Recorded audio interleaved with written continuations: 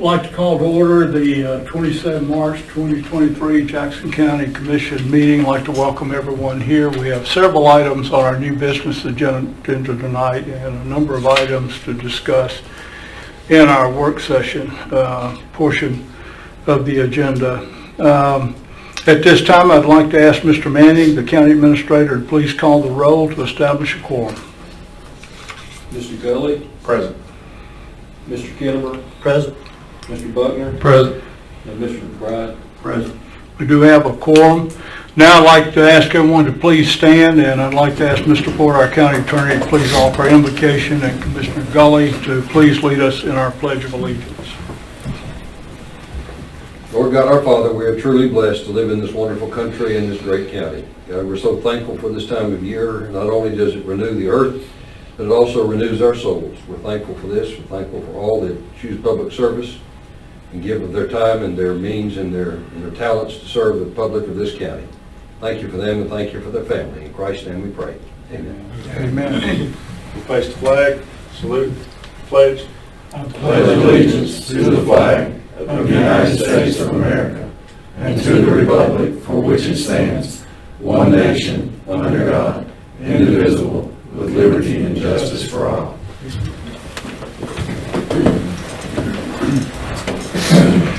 In the packets that everyone has tonight, there is an agenda for our meeting tonight. Do I have a motion to approve the 27 March 2023 agenda? I'll make that motion. We have a motion, have a second? I'll second that. Have a second, all in favor say aye. Aye. Motion carries. Thank you very much. Tonight, do we have any awards or presentations? If not, we'll move to public comments, and I think we have a couple of members to participate.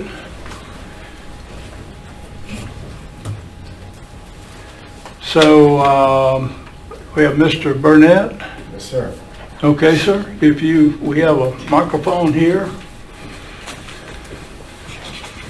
Mr. Burnett, I need to ask you a couple of questions just for the record. And would you state your name, your address, and who you are representing, please?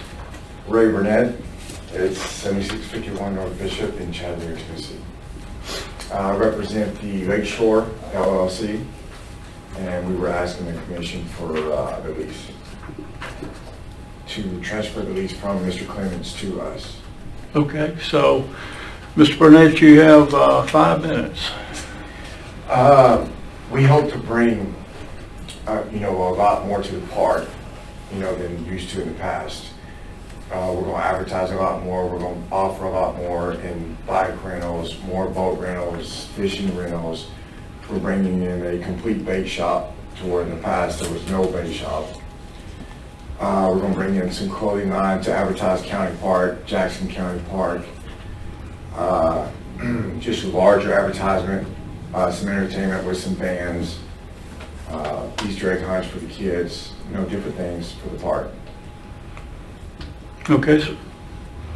And you're proposing to take over the lease arrangement with the boat rentals shop from Mr. Clemens? Yes, sir. Okay. So any comments or questions from anyone? In this process, what we'll do is we will work a lease agreement with you for that transition. Mr. Clemens needs to get in touch with us also and let us know that he's ready to do that. But we look forward to continuing the service to the patrons of the park out there. So thank you very much. Yes, sir. Thank you. Thank you. Next, Ms. Jacobs.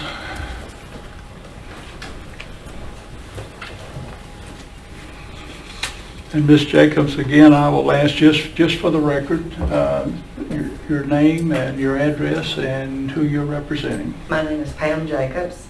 I live at 299 County Road 471, Dutton.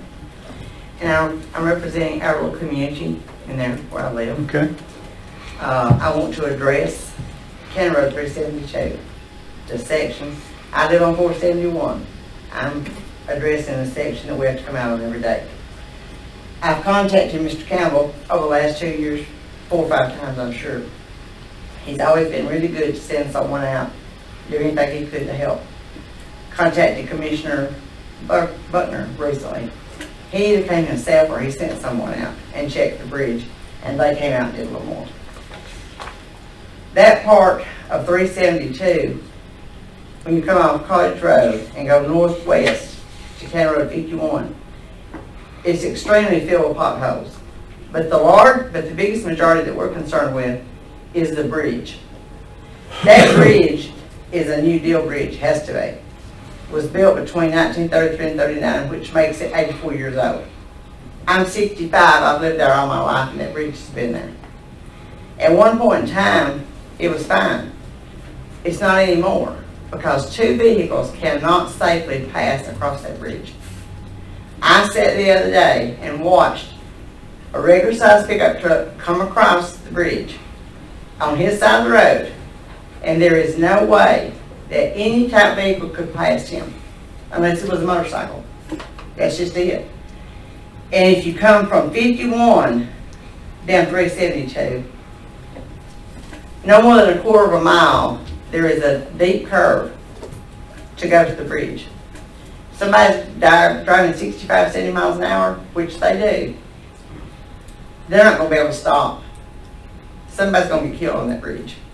That's just what's going to happen. Because there's no way that two vehicles can pass. People like us that live there, we know not to try to cross. We stop. But other people coming through are not going to do that. And that is our issue really, is that we are so afraid that there is going to be somebody killed there. So the bridge is on 372? Yes, it is. And what she's talking about, Mr. Campbell's group went up and cleared so that hopefully you could both see a little bit better, but it doesn't But you widen the can't. bridge. Mm-mm. The width of the bridge is what is wrong. The bridge has got to be replaced, in my opinion, and everybody else's opinion. I mean, I don't know any other thing to do. I just know that two vehicles cannot safely cross beside each other. So this is not an issue of wearing, it was designed at that width, and that's the issue? Well, the wearing is because on one side, which they have fixed it, you can see, you can't see it right now, but you can see on one side of the bridge, you can see the concrete strips where the bridge was made. You can see that. But it's just the width. I mean, at the time that was built, there wasn't many people lived in that area. I know. And a lot of people didn't have cars. So one lane bridge was all right at that time. Yeah. I mean, the whole road, I don't think is probably even 2 lanes, is it? You pretty much have to, if you made a car, one or both of you going to go off in the grass on the side of the road. I mean, you start. We're just really worried about this. Okay. And I'm coming to y'all Thank you. my last time. I don't know anything else to do. But to come and ask for y'all to do something about it. Well, thank you, ma'am, for being here and letting us know. Thank you. Really appreciate it. Okay, do we have any other wants to speak? I know we have some discussions going to go into work session, so we'll do that. But okay, with that, we'll move to the new business portion of our meeting. In your packet are the minutes from the March the 13th, 2023 meeting. Do I have a motion to approve and adopt the minutes from the March 13th, 2023 meeting and work session? I'll make that motion. Have a motion, have a second?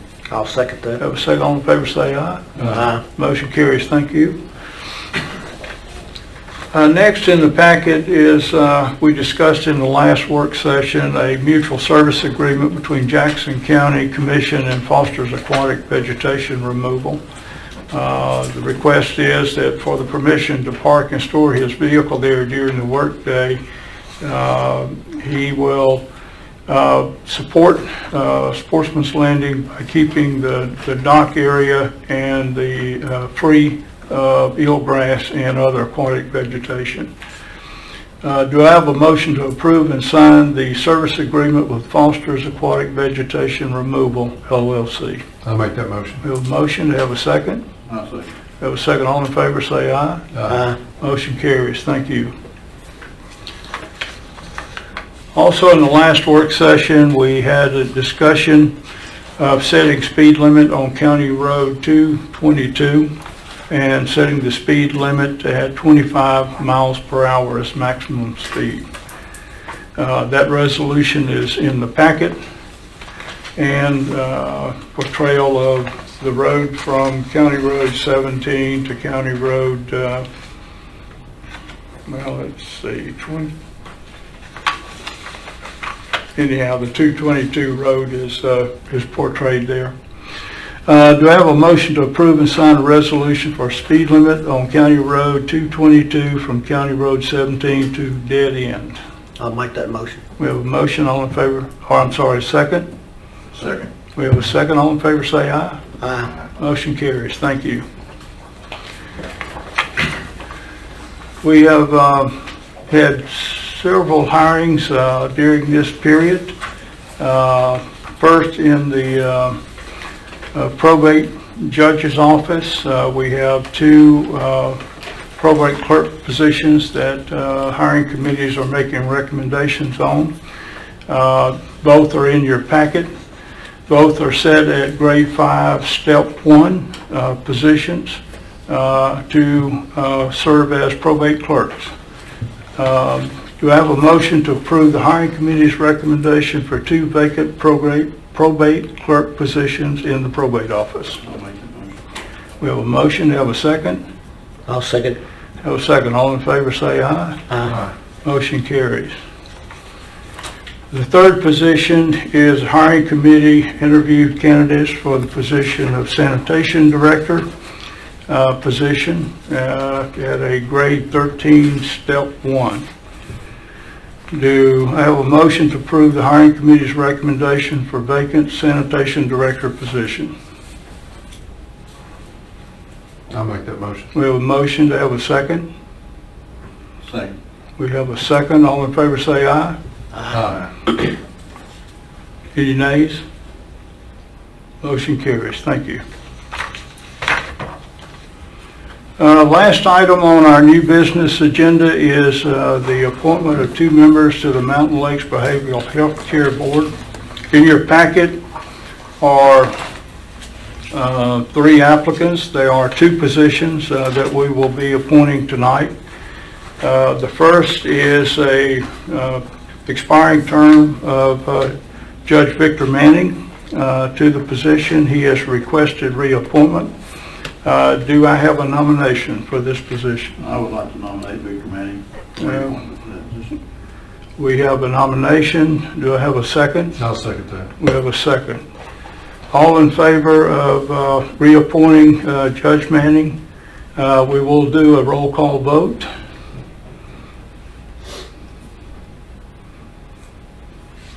County Administrator? Okay.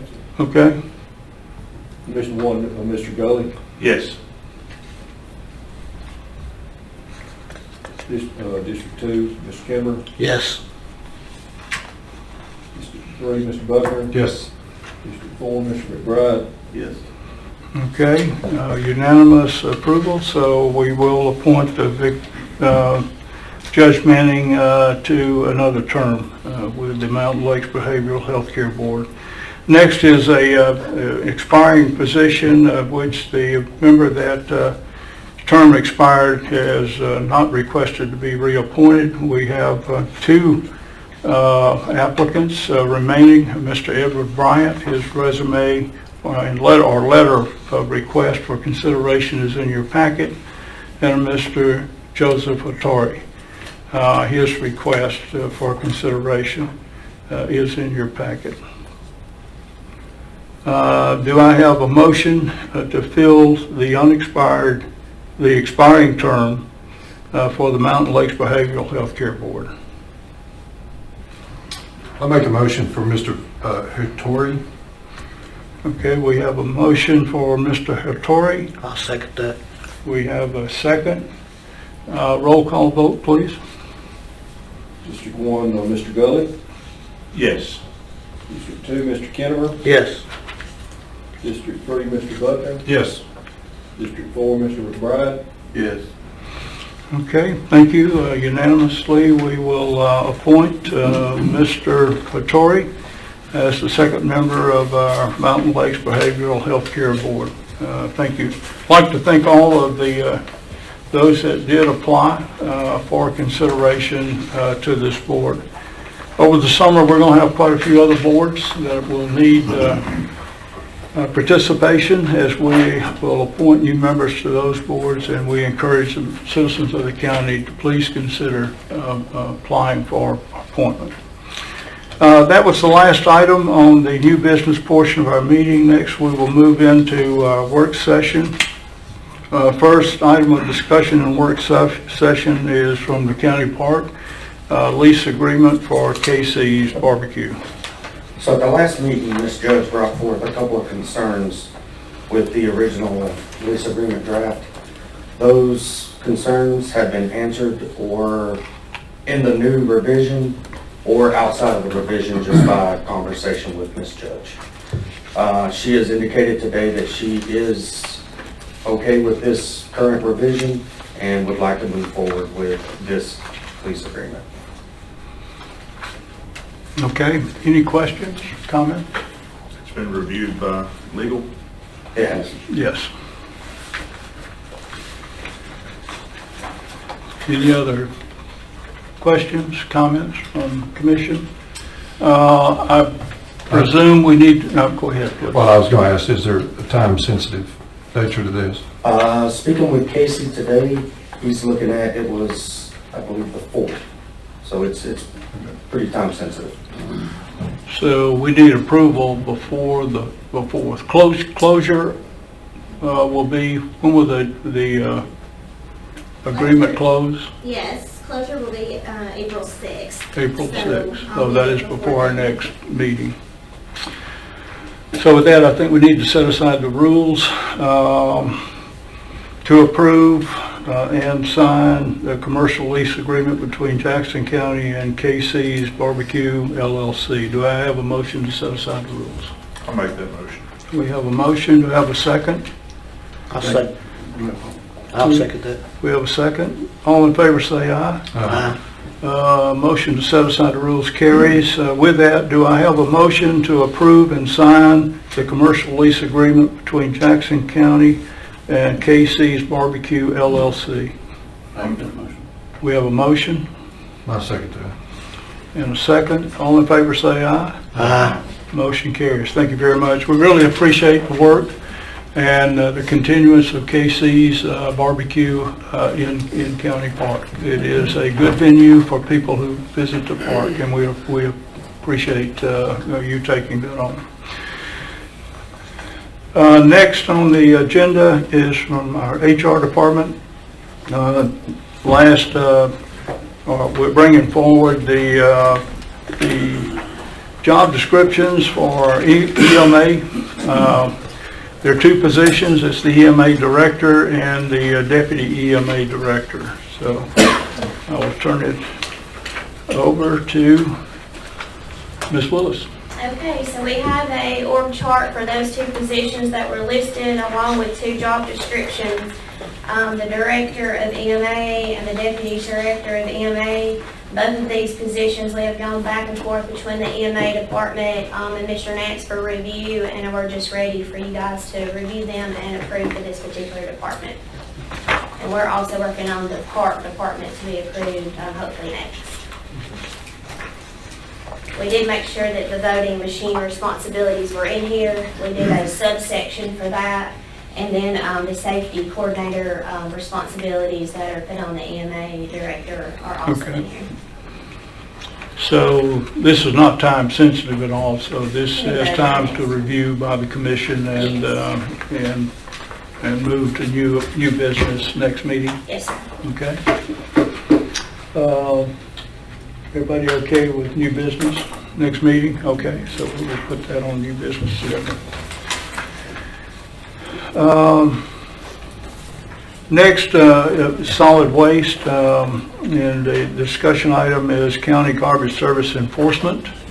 I will comment that we have now 3 times over the last year, taken on trying to do a couple of things, and one of those was enforcing non-payers.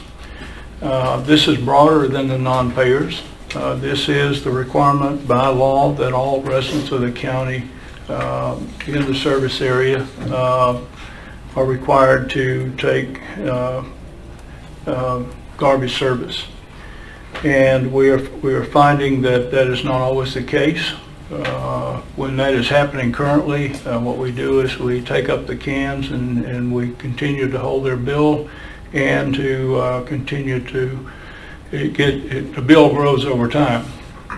We started off with the idea of enforcing that by with summons that would be delivered to the non-paying individuals and enforce it through that process. I think we need to consider what our full authorities are with this and how we would enforce this and put a plan in place to do that. And I know that Commissioner Gully recently has been asked to look into a situation. I think we've all been asked to look into those situations, certainly over the last year. So let me turn it over to Mr. Johnson, and if you would, please.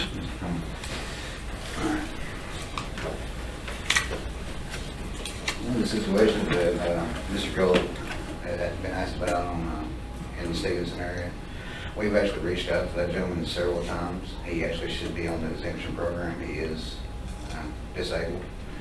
We've actually told him we'll work with him on his bill, but he just fails to return the correct paperwork to qualify for exemption. And so our biggest issue has been able to enforce, well, if he's not qualifying for the exemption, turn in the paperwork, is how to proceed from there. Let's see. Does he need assistance in filling out that paperwork?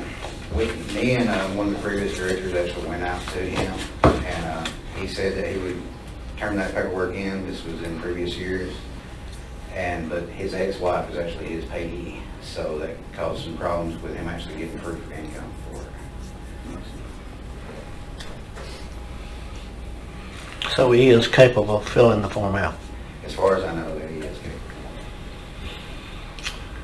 Well, we have to do something that's uniform, and are you familiar with how enforcement was handled in the previous years when it was in cooperation with the health department?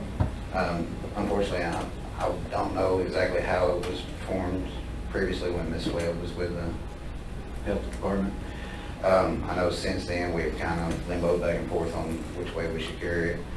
But the law clearly states that a solid waste officer or a health officer can cite these people, and then the citation should be turned over to the commission. It's kind of a little leery on which way it should go from after the citation is served. And that's where we're looking at summons before, and there were some other avenues that was looked at before.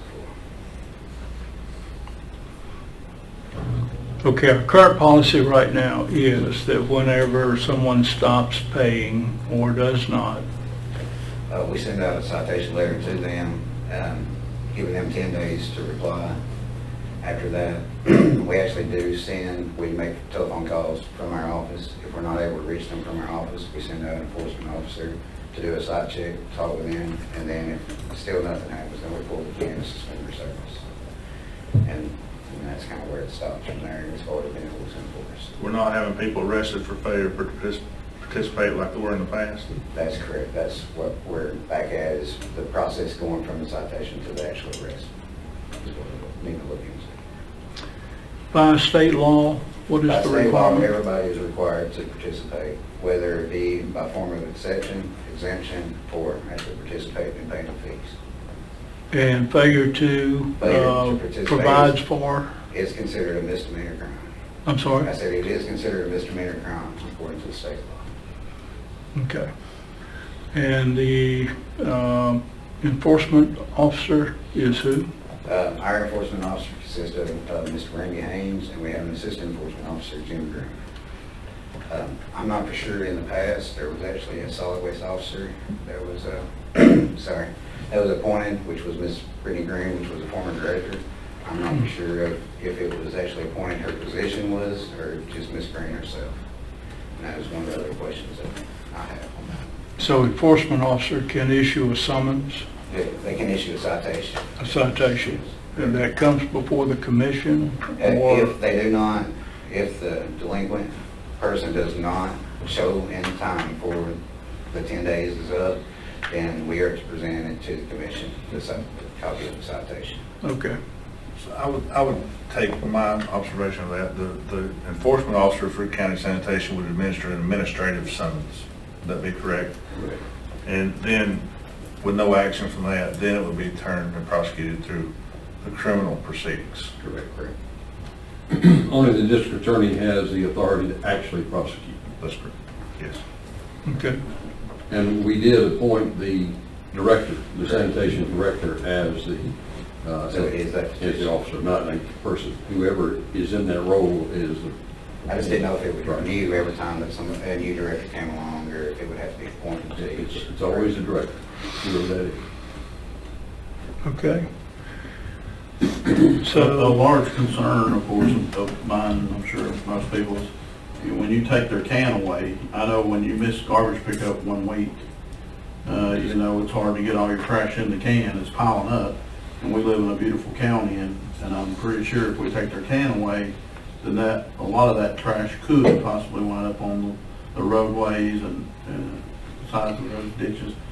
So, I mean, the answer I don't know, but I mean, we definitely need to put our heads together and figure out something other than just taking away their can and the summons that they don't, something, it's gotta have some teeth to it. Yeah. I would agree. I think when you take the can away, that just creates a bigger problem, because they don't have any way to dispose at that point. And so, I will say, I think as we take on this, we need to look a little bigger than just what goes in garbage cans. We had the case the other day of a family that was trying to get rid of a couch, but rather than putting the couch on the side of the road, which we see, they tried to do it the best way they could, and they took the couch apart and put it in their garbage can to do that.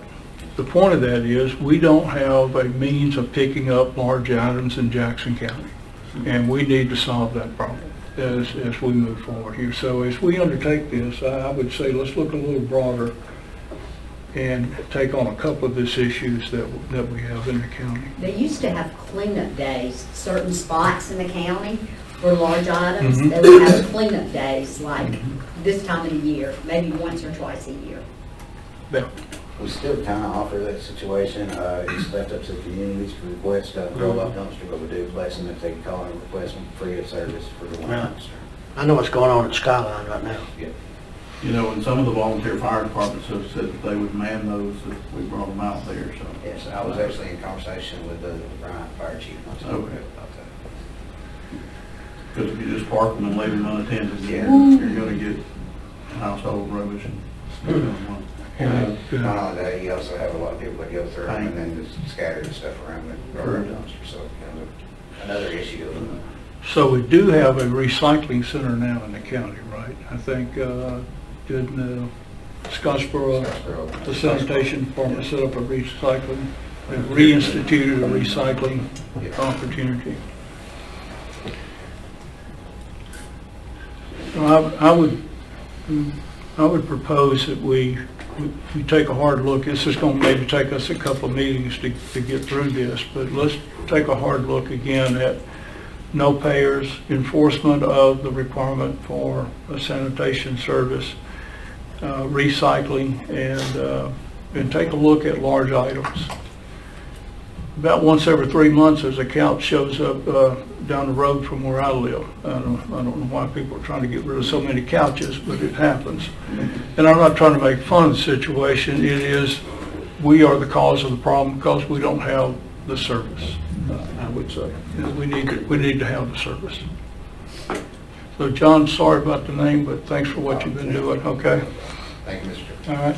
Mr. Chairman, I'd like to So speak go ahead. with Ms. Cisco from the County Health Department. That, maybe she could address how things were done previously when, I'm not real, Mr. Porter and Mr. Manning might be better to do that, but when Ms. Webb was here, she worked with Mr. Hines, and they strictly, I mean, diligently enforced mandatory garbage service. They would go door to door and say, you know, you haven't paid your garbage bill or whatever. There were warrants issued, and I know Ms. Webb was in court on every Friday. And I think they had gotten it to a point where it's like, oh, I'm paying my garbage bill because I don't want to be in court on a Friday. And I think it was really headed in the right direction. And like I say, I shouldn't even be here. I don't know that much about the garbage. I just know recently, like the one that I talked to Mr. Gully about, the whole daggum neighborhood had called the health department, and it was bad. Mr. Thompson, the one we're talking about. I mean, the man would just open his front door and throw garbage out on the porch. And it was stacked high as the windows. I mean, and that was the first house you passed going into the subdivision. And one man told me, he said, I've lived here 40 years. And he said, this is just bad. And I agree. And when we seem to be doing better with the enforcement on, you know, you have a garbage bill, and we had people say, oh, I don't have any garbage. Do you brush your teeth? Do you eat food? I mean, you've got a little bit of garbage. And I know they were doing, when they did exemptions, it's like grandma gets a small Social Security check, but she's got $200,000 in the bank drawing interest, so you don't qualify for an exemption. So, I mean, it was really going toward the right direction. And again, I agree with you for whatever it's worth. When you take the garbage can, I hadn't had garbage service, so I shouldn't have to pay. And I'm just going to do whatever. I'm going to throw it on the side of the road, or I'm just going to get rid of it however I can. I'm going to put it in this business dumpster. You know, I think, Mr. Manning, you can say that the garbage company brought in pretty good when there was the strict enforcement of you have mandatory garbage service. It's not an option. So what can we do to help alleviate a problem like this particular instance where garbage is piled up above the porch? Is that a violation of Well, that ordinance? gentleman, I mean, if he's been offered the deal of, you know, do the paperwork. I know we used to help people do the paperwork if we needed to. But, you know, it's your option. You either have to have the exemption or you have mandatory service. You know, either or, but you have to do one or the other. So if you don't, then we have to take some kind of legal action against you. And at the end of the day, we still have a house that is his yard and his porch is riddled with garbage and a nuisance to the neighborhood, so. Well, the man told me, he said, if they bring me back my garbage can, I'll put it in it. But, you know, I mean, it's a lot of garbage. Well, if we're under a mandatory garbage pickup, I don't know that we ever gain anything by taking a can away. I agree. And so, I agree. So that's kind of an unnecessary additional step, because now you just say, oh, well, I guess I don't pay because I don't get a service. Right. So, It's almost like forgiving them for it. Yeah, give them the excuse not to pile it up. And I will say, when it was really strict and it had gone toward the direction that, what percentage would you say were actually paying their garbage bill and they were working toward the other? You didn't see the garbage scattered, the bags on the side of the road and stuff. Yeah. And I've got one at Pisgah. The man called, he's from out of town, he's moved here, and he's concerned about all the garbage on his road. 462 maybe, I don't remember the road number. And I think it was headed more toward the right direction, and now it's kind of just gone back. Well, I think as we look at this, as we move forward and put, it's easy to say procedures and policies, but we got to put something in place as how we're going to administer this and then enforce it. So that the timeline, John, that you talked about, that we enforce the timeline. And if it does go from administrative to the judicial side, the district attorney's office, we've got to be willing to do that and move pretty quickly to do it, I believe. Otherwise, when we let people not pay, pretty soon a lot of other people are not going to pay. And by the way, it's an expense to the county. How much no pay do we have right now? It is roughly about $172,000. $172,000 of people who have not paid their garbage bill. How long a period of time is that? Like 2 years or? No, that's since I've been there at the office. You're only, what I was told when I came to the office down there was that anything over 5 years, you cannot Yeah, collect for. you can't collect beyond 5 years. You can collect up to 5 years. But that's on us to catch it before 5 years. So we need to work to get the policy in place, get the procedure in place, and start administering and maybe reach out to Health Authority also for their assistance and guys, but we've got to move on this. And But that still leaves us with a problem with a nuisance, like in this neighborhood, that we've not addressed. So how can we address the citizens of this neighborhood where they have a nuisance of a home that is riddled with garbage stacked up taller than you are high, that they have to pass through? We don't have a junk ordinance. Is there a law on the books that we can enforce them from the health department standpoint to get that cleaned up? Where can we go from here to try to alleviate those problems? Mr. Porter, I think you just have to enforce your mandatory garbage service, and you either pay or either get an exemption. It's not really a dump. A dump, as we define, and those go through ADM, is, your roadside dump out here, and we go and, you put cameras, or you try to get names, and only certain names, I think, on certain, like just an envelope of something's not gonna matter. But if I get your utility bill, that's pretty much, you did it. Nobody's gonna get your utility bill but you. But I think it's just going back to enforcing your mandatory garbage service. That's really the only way, because you really can't, unless it really becomes a health hazard and it's creating disease, etc. That might be an issue, but otherwise, you can do on your land whatever you want to, and we don't have any authority to go on private property to alleviate that, except for mandatory garbage service. So everybody in the county is required to participate, whether they pay for it or whether they get an exemption, they're still required to participate. Ms. Cisco, how serious do you think the gentleman was? If we brought his can back, he would clean the mess up? It's a big mess. I understand that. It's a big mess. And that's why. I think it might take some boosting, but like you said, if they brought the can back, you have created a nuisance here. You need to fill that can full and pick it up every week, but you've got to do your paperwork. Either you pay for the garbage, and if somebody in your household's working, you're just like me, you got to pay for it. But if you're truly on disability and nobody else in your household work, you would. But, it sounds like, Mr. Thompson, did you say this man and his wife works now? And it was his ex-wife that, actually is his payee, back when me and Mr. Green talked to him. Okay. But that was over a year ago, so I'm not personally talked to him previously. Now, John, does he have a bill of no pay? Yes, it is. So you don't have to give us the number, but the point is, just going in there and getting his garbage and taking it off his porch, clean it up one time. If we don't collect the no pay, then we're sending a signal that everybody that's no paid, if they wait enough, then we'll do the same thing with them. We've got to have people who are to be responsible enough to pay their garbage debt. We've got to have an enforcement process to do that, I believe. So we got some work to do, and So a garbage can at his house is not going to fix the problem. Not immediately. if you've seen the stack, We're going to have to bring a truck or something. yeah.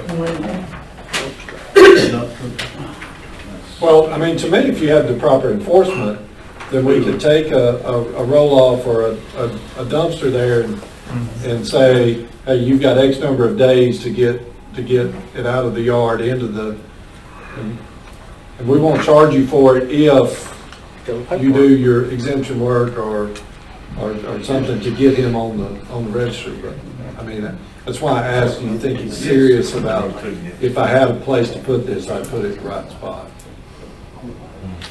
He could get serious. But we've got to have some teeth to what we're doing. And that, The teeth are there. yeah, we just got to Teeth are do in it. the law, it's just a matter of how you. But if the mouth is never open and chomps down, then it's... Okay, I think we know the challenge and the problem we've got and work we've got to do. So, John, working with the new director, we'll have some discussions about, let's put something together on how we administer and enforce this. Thanks very much. Thanks for short notice coming and addressing this issue with us. Next on the agenda is with Maintenance Department. We'll say that the new roof at Sanitation, solid waste will start tomorrow, I understand. Yes, sir. Starting tomorrow. And I know you'll be glad not to put the cans to collect the water out there in that old building. So, next on the agenda is HVAC at Public Works. Thank you, Chairman. Thank you, Commissioners. I'll give you a little bit of background. Over at Public Works in their office building, they have two roof units, and we had to tag out the heat exchangers. They were both deteriorated to the point to where they were putting carbon monoxide into the building. They were barely running, so we had to tag both of those out. Now, on both of those units, the air still runs, but they have no heat. Just on the first page here is just a repair quote, what it would cost to just repair both of those units. With that price being the case, I went ahead and had a couple of quotes registered for just some new units, because, you know, that's quite a bit of money. And it comes out that for just a few $1,000s more, we can get two brand new units, with brand new technology in them. And on the newer units, the issue with the heat exchangers deteriorating has been solved. So it shouldn't be an issue again. And this isn't something that we have to vote on tonight or anything. There is a lot of leeway on these units. Everybody's behind on a lot of these units and stuff right now. So even if we voted on it, it'd still be at least a couple months before they got them in. So The brand names of the equipment, do you have a preference? the carrier units are. I like the carrier units myself. Okay. And the unit that's currently there, could that be transferred, used anywhere else or parted out or anything like that? I mean, you know, I talked to Commissioner McBride about something we were doing with some of these other ones. I'm going to check, and we can't reuse them, but there might be some other options for them if we can put money back into the county with it. These two quotes that you have, the units that you have, the same kind of warranty, same kind of Yes, spec they'll all have capability? their warranties and everything. Both of these units that were on the roof up there were just out of warranty, so Okay. that's why we didn't get those.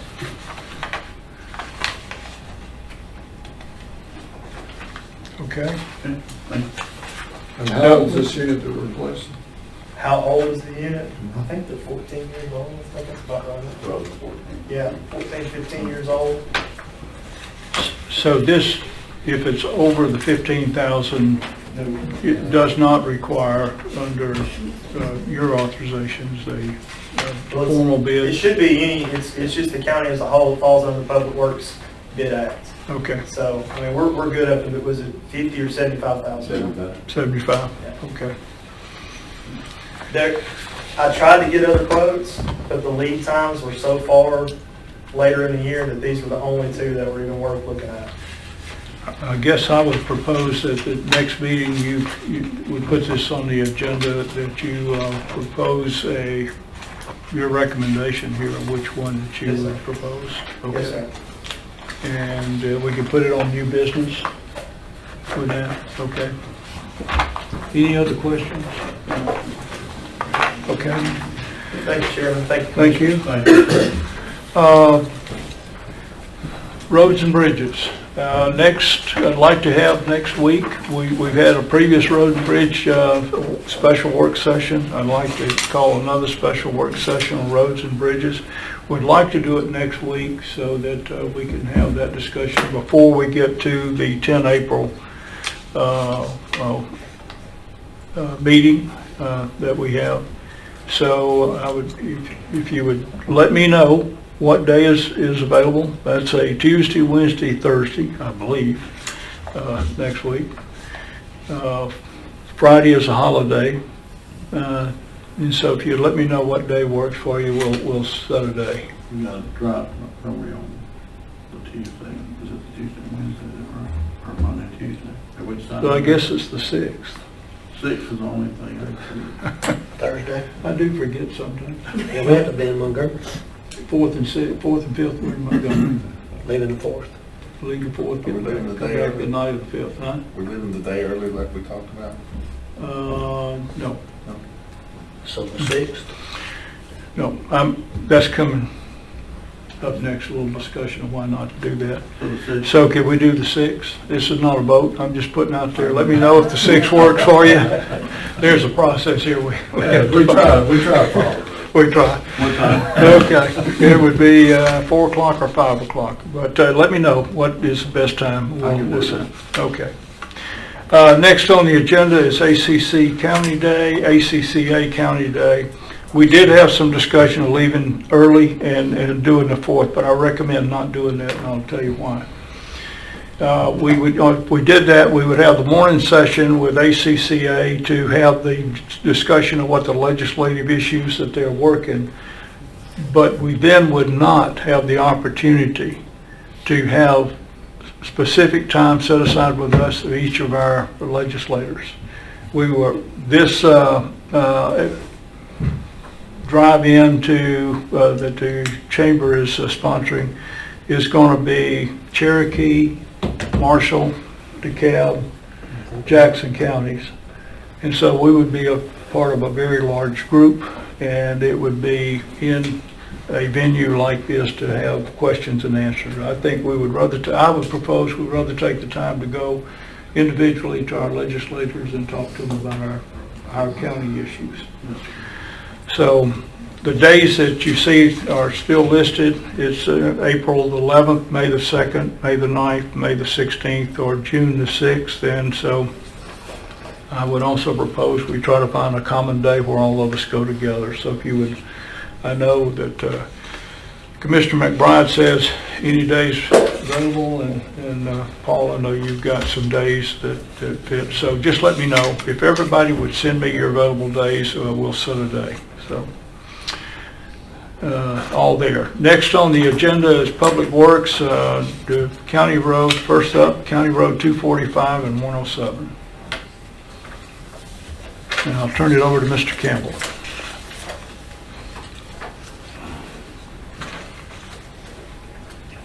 And Mayor Clark, I know you may have some input to this, so. All right. Thank you, Chairman, gentlemen.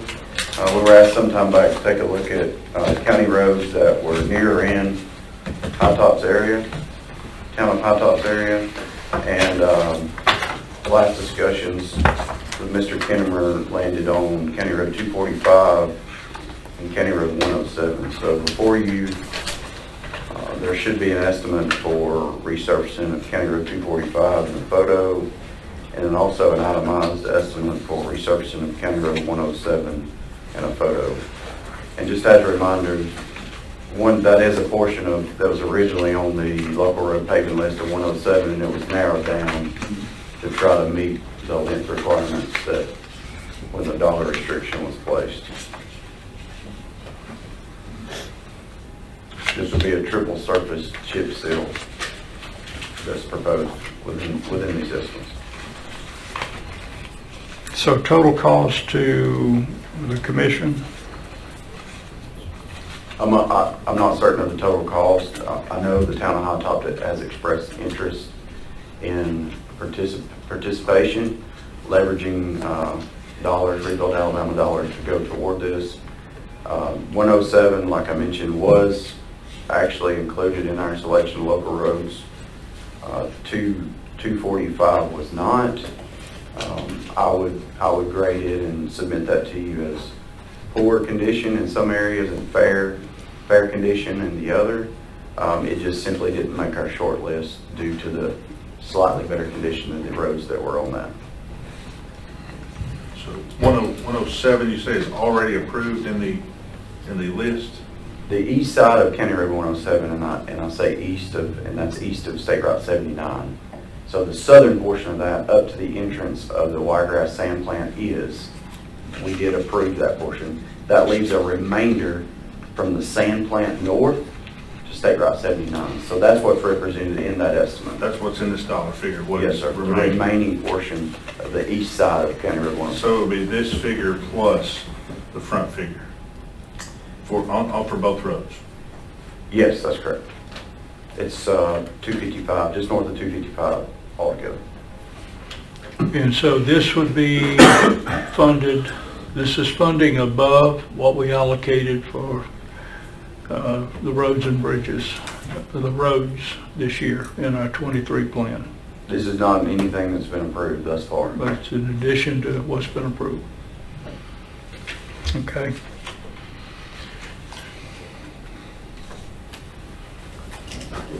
I'll speak now. Go ahead. The town of High Top is offering $60,000 to have these two roads done. 107 ends in High Top. It's not the one we had on our original plan, but we are willing to help the county out. We really would like to get 245 done while it's in bad to fair condition. So we would like to continue working with the county to get some of our roads done in High Top. So is 60,000, is that all of your allocation, or is that just the percent that you're willing to put towards this project? That would be pretty much all the allocation. Okay. And is that an annual allocation, or is that what y'all accumulated? That is what we've accumulated. Okay. So we are also paying for 60,000 for High Top Road. So we already owe that to the county. Right. So when we pay, it'll be like 120,000 coming to the county. Yeah. Yeah, we shared the cost of High Top Circle or High Top Road. Right. And we got another discussion on High Top Road in the packet tonight. The question, I'm just going to put it out there and be candid. As we look beyond that, we're having to take that out of cash balance to be able to support it this year. I don't know how long it's going to take us to get through the 2023 road program this year, but it would, if we did it, I think it would have to be at the tail end because of what we've approved. The question is, could we do it early next year as a part of our program and agree to do it, if we could do that? And the reason I ask is we have two roads that have slope failures on it, County Road 93 and County Road 38, that people have been greatly inconvenienced for 4 years. County Road 93 impacts the ability to get emergency services in a timely manner to that location, and in fact, County Road 38, Langston Gap, same way. We are at the point of getting in the engineering analysis on those roads, and we will have to I believe, and we'll have that discussion the day that we get back and have our roads thing, of how we fund that. But we have to pay that cost up front, and those are going to be significant costs. They're going to be in the millions of dollars to do those two roads. And I think it's time that we try to address those roads. So the question is, we have that issue on the table with us, and then we have this. The question is, when can we do this versus that? And we'll have to consider that in the meeting. So that's just my concern and my view, that we need to take this as a whole as we look at the cost and when we can do this. But that's just my thought.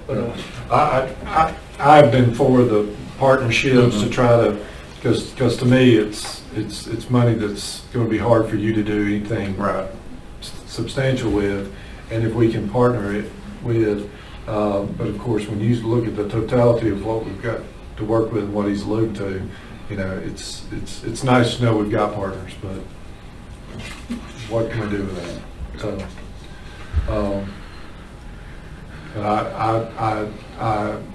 I wish there were more mayors like you that were coming in saying, hey, we're willing to partner up, because I think it's going to be to me, that's why municipalities, small municipalities were given the money, was to try to do exactly what you're doing. So. Yeah. So Mayor Clark, let us look at this in our sessions and see what we can do. And I've ridden 245 and 249 and 107 about two times in the last 3 weeks for sure, because they were on the agenda 2 times, so I went out and looked, so thank you. Can I make a comment? Yes. We're fixing to pave High Top Circle, right? Yes. Do you know what time frame that might fall in? Hopefully sometime soon, May, Okay. sometime in the May timeframe. My point was, and me and the mayor's talked about this, and we've talked a little bit, the timing of that paving, if we done both together, would save us even more, a little bit more money with the stock, putting stuff to be paved and that sort of thing. If he was able to pave it at the same time, would save the county money as far as equipment, movement, general stocking of his material. He said, Jonathan quoted to me that possibly the high top circle and that material for 245 could be stocked in the same area, which would save time and money. So just something to think about along with all that. So in that same vein, County Road 107, it does have an item listed as mobilization. So that's listed to be comprehensive in the event that it was paved separately. But if it was lumped with other paving, we're held to a 20,000 square yard minimum for mobilization. So if it were in the same time frame, same location, as you mentioned, that 9,400 would reduce that cost. Right. And there's some contingency in there, in those estimates, just for cushion, but this should be a max amount, hopefully, that's represented. Thank you for pointing that out. Okay. Next discussion is AlDOT MOU for High Top Road and State Road 79. There should be a letter that looks like this in your information. It's dated March 10th, 2023, and it's essentially a letter to the chairman from Mr. Derek Wilson, the area operations engineer in Gunnersville. And it details the agreement or lays out the obligation for the intersection improvement at High Top Road and State Route 79. And the breakdown is that the State Highway Department will cover the labor equipment, provide traffic striping and markings at the location of improvement on their right-of-way. That right-of-way is High Top Circle at the connection of State Route 79. The detailed material list that's provided in that letter outlines the requirement of the county of the materials to be provided. So the materials only, along with delivery, would be our obligation toward this project. Do we have an estimated cost? First of all, do we have the materials now? Yes, sir. Okay. Estimated cost of those materials? Just north of 8,000. 8,000. Okay. One of the our discussions was what was going to be the maintenance agreement between the state and the county regarding that intersection. First of all, I'll say I also driven your concerned area of that road, and I absolutely agree with you. Where that necks down, it gets very narrow. If you got school buses going over that road trying to make that turn, that gets to be, I would say, a dangerous situation. So anyhow, maintenance agreement, is it the standard maintenance agreement that we would have between county and the state on the easement? Typically with a connection at the state route, that would be done under permit, which would be a right-of-way access permit, and that was the first rendition that was presented to us. It was explained based on conversations with you all that there would be concern if future maintenance was placed on the county. And there was also language in that first rendition about indemnification and other language to hold harmless the state. So this is the most basic memorandum of understanding or agreement that I've ever seen from the state. So I don't read anything regarding future maintenance in this agreement. It just simply lays out the requirements of the state and of the county. We were concerned before that if we were funding the work with funds, county funds, that created a liability for us. If we're just providing materials, do we have the same concern? Much less concern. If all we're doing is providing materials, we're not doing the labor, and we're not providing the scope of work, we're not doing the work, then it's much less chance of the county being responsible for anything. Okay. And I think that was our big concern the last time we discussed this, so. With this, I think it certainly sounds, I'm gonna propose it sounds doable on the county's part to help with that. And so that would be something that we could we do this at our next meeting, put this on our new business? Well, first, let me ask, does anybody have any questions or comments or concerns about? Has there been anything from the state that says, hey, we're gonna do this at a certain date or when? They're waiting on weather dependency, so it doesn't have to coincide with the other work that's planned on High Top Circle. So really it would be up to them on the performance, and we would coordinate those efforts to make sure the material's on hand and we work with them. Okay. We okay with new business? Everybody okay with putting it on new business agenda for the next meeting? Mayor will do that. Okay. Thank you. And we will take the other into consideration. We'll see where our money goes. Okay. Okay, thanks very much. Next, just an update on County Roads 93 and 38. I believe you've gotten some analysis in. So we're County Road 3893 so far. Both geotechnical reports have been received.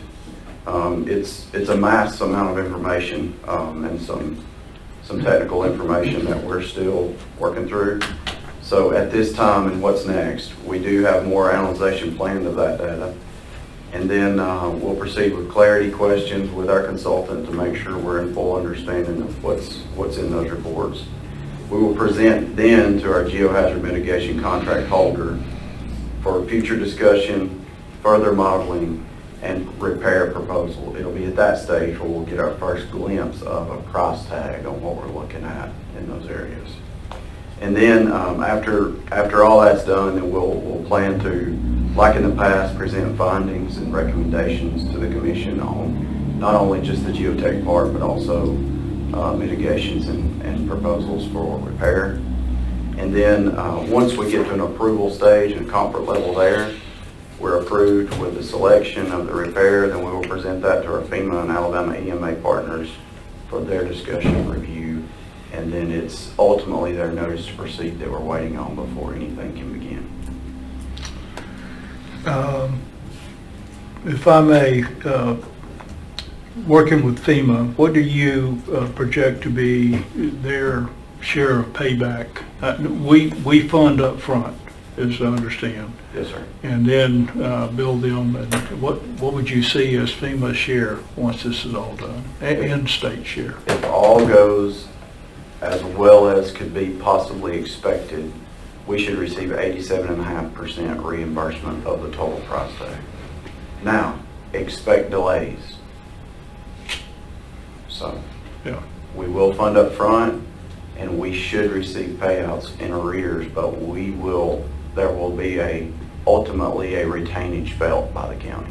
So, it's not built in that way. There's just time to process, and there's waiting time until the final review. So, just as an example, County Road 189 has been complete for over a year now, and we still have a final review that's pending. If by chance we had the funds to be able to take these on concurrently, is the contractor teams available to be able to do concurrent work on two slope failures of that complexity? I think ultimately it depends on the fix. So we're still understanding more.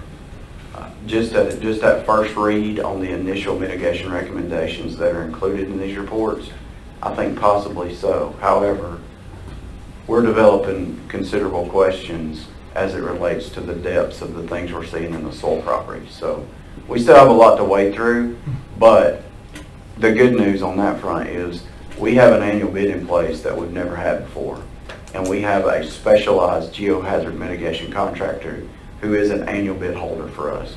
So we already have predetermined items that have money, dollar amounts assessed to those, and we can put in place as long as FEMA sees it our way. Okay.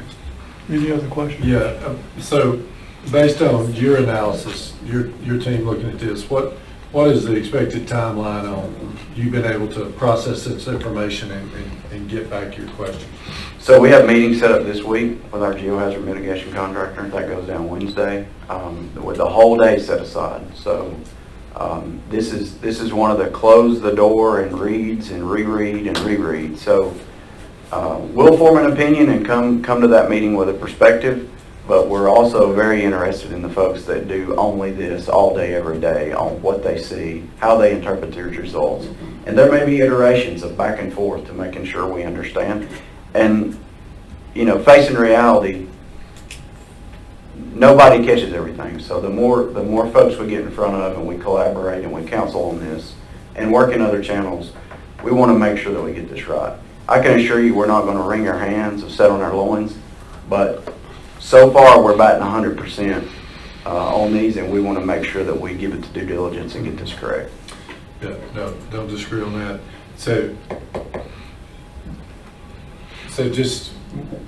we're not bombarding you with when's it ready yet? I mean, when do you see a logical time where you could come back and have a different presentation? So I hope in the coming months we're having some technical discussions about what's underground and we're talking through all those, and we have a proposal in front of you. So in the meantime, and we're at year 4 on both of these, is there any work being done at all to the roads to maintain their integrity in the other areas? Ditches being cleaned,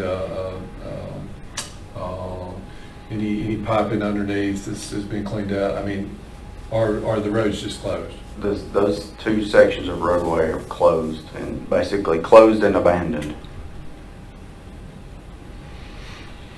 And I'm asking that question because, I mean, there's a good bit of deterioration that could happen if those things weren't happening. It's like not cleaning your gutters out, and eventually it's going to spill back over and rot your wood and this, that, and the other. Yeah.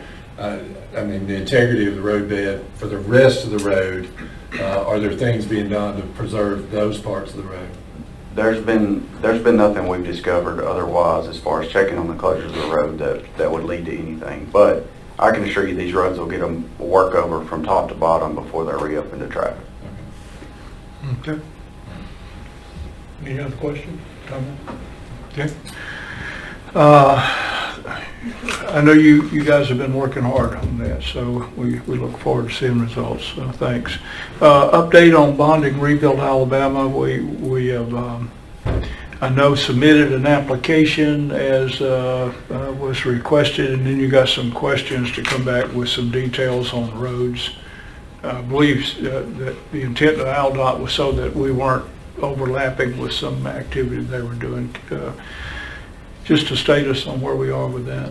So several meetings back, when we looked at the application process, we highlighted a pretty intensive review that's broken down in that application, and the review is within ALDOT. So there are two components to this application. One is the infrastructure bank and satisfying their requirements with identities, and then ALDOT reviews the projects, and it's on a detailed level. So far, just to give you an update on that, we did, as the chairman alluded to, complete the narrative for the initial part of the application, and we were informed that we would have to get to the point of detailed project information. So that will require specific project selection, detailed cost estimates in order to complete that application. So far we have evaluated and freshened up our hot mix network of condition grades. Those are the color sheets you're probably familiar with. And we have amortized the modeling for bonding, and assuming a couple of different inflationary rates on that modeling. Next, which would probably be best suited for the road and bridge discussion if you see fit, would be for us to propose to you a distribution of the $6 million bonding amount.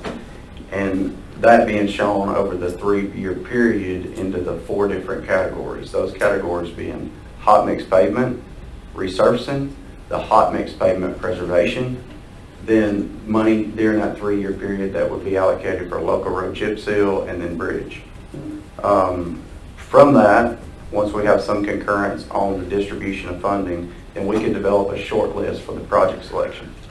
once we're at that point and we have some project selection made, then we can complete the application to the Infrastructure Bank for the ALDOT review. So Jonathan, you mentioned bridges in that, and we had a concern for a bridge earlier. I mean, what is the inventory of our bridges as far as age and need of work and all that?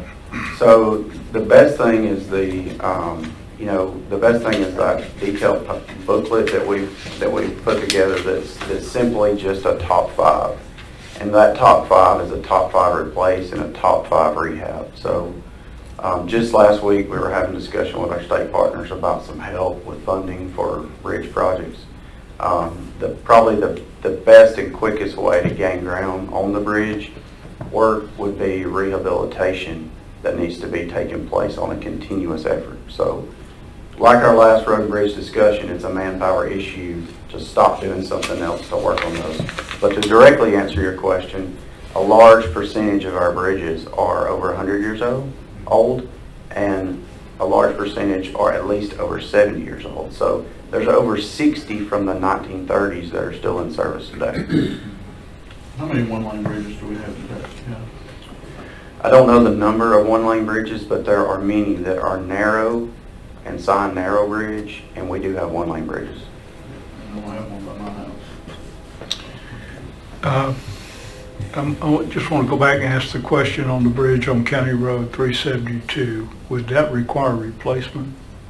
I need to look at the file on that structure just to Okay. refamiliarize myself. I know it is an old structure and it is narrow, and the road is in terrible condition as well. Now, a lot of those spots on that road, they're spring related, aren't they? Or is it drainage, or, because I know a couple of spots it looks like it's just. From College Road to 51, they're just Well, yeah, but pulled out. But it'll be good for a spot, and then it looks like the road just exploded, and then it's. But we have, a lot of traffic across that bridge that is farm traffic. Oh, of With those course. heavy tractors and those heavy semi-trucks that are hauling grain. Right. I'm sure that bridge is not made for that. Okay. One last question, Jonathan. As you look at County Road 93 and 38, if you were to look at the timing to be under contract for that, is that any time in this FY, or is that in? Oh, I think so, yeah, and it'll depend on, I know you're curious to see the price tag on both, and then a decision will have to be made on if we can take them both on or one. And so we really need to understand the issue, the problem. We have one shot at this. So these are areas that have slid perpetually. Growing up as a child and driving that road, and my parents, and then later driving it, this is a location that has never stopped moving. So we have a shot now to get it right and fix it like we did 17. So we're not going to leave a stone unturned. Okay. Thank you. Anything else? Well, thanks for the rundown. Really appreciate it. Thank you, gentlemen. Okay. That concludes our work session portion of the agenda. At this time, we'll move into reports from the staff. First, County Administrator, Mr. Manning. Nothing today, thank you. Anything else from County Engineer? Just a reminder that there's a road closure scheduled for tomorrow. This advertisement went out a couple of weeks ago, but this is Dalton's Gap on County Road 77. They're going to be doing aerial trimming, and they is North Alabama Electric Co-op. So that road will close from 7:30 to 3:30, in the advertisement. It could last 2 days. Hopefully they can complete everything tomorrow, but the road will be completely closed. Okay. County Attorney, Mr. Porter. Thank you. Okay. Comments from the Commission, District 4, Commissioner McBride. I don't have anything. District 3, Commissioner Buckner. No, it's been a pleasure, thank you. Nothing to add. District 2, Commissioner Kinnemer. We have a school shooting in Nashville. Y'all get on the news. It's terrible stuff. Okay. District 1, Commissioner Gully. Just a couple things. I'll try to be brief. I want to give kudos to Public Works for the hard work through the storms on Friday night, and then all the local fire departments. They do an outstanding job for the citizens of the county, and I just want to report to the commission, during our last Road and Bridge work session, when the folks from Long Island came and met with us, I was challenged to try to come up with some resolution and meet with some folks about their emergency fire protection, police protection, and so forth. So I reached out to our county fire commissioner, Bob Spencer, and our county fire marshal, rather. And in working with him, I reached out to the mayor of New Hope, Tennessee, and we've reached an understanding for mutual aid for New Hope, Tennessee to respond on fires in the Long Island community. And also in collaboration with that, I got with Bob, and 911 is going to dispatch Bridgeport out at the same time for mutual aid and alleviate some of the burden from Bryant having to come off the mountain. So we were able to work that out, and I relayed that to some of the community members over there. So that's good. We were able to work that out in cooperation with everyone. Okay, thanks very much. That is great news. I too would like to thank everybody that responded Friday night. It was an all-nighter for a lot of folks. We had touchdown, particularly up on the mountain, an F1 Laurel, F2 tornado touchdown in several places. And if you were up there, you could see the trail of the tornado. It was our EMA crews, our local fire department crews, the volunteer fire departments, it was our rescue squad crews, it was also the folks who are doing the extension service, the power, they were out. At 6 o'clock, 6:15 in the morning, the power crews were out having their meeting. They had the poles ready to go in place. So people worked all night to take that. I will say, in our most densely area where most dense trees were down in the road, which was County Road 81, by about 5 o'clock in the morning, the local fire rescue squad had cleared that road. And most of the roads, I know the public works folks, the great work they did, they started in Woodville and worked all the way toward the mountain, clearing roads. And so thanks for everybody. It shows the great service we get out of our volunteers and the folks who serve our county. And that's an example of doing a great job Friday night. So thanks very much for that. With that, our next meeting date is April the 10th, 2023 at 5 o'clock. And so at this time, do I have a motion to adjourn the meeting? I'll make that motion. We have a motion, have a second? A second. We have a second. All in favor say aye. Aye. Most of the time the seconds become before the motion. So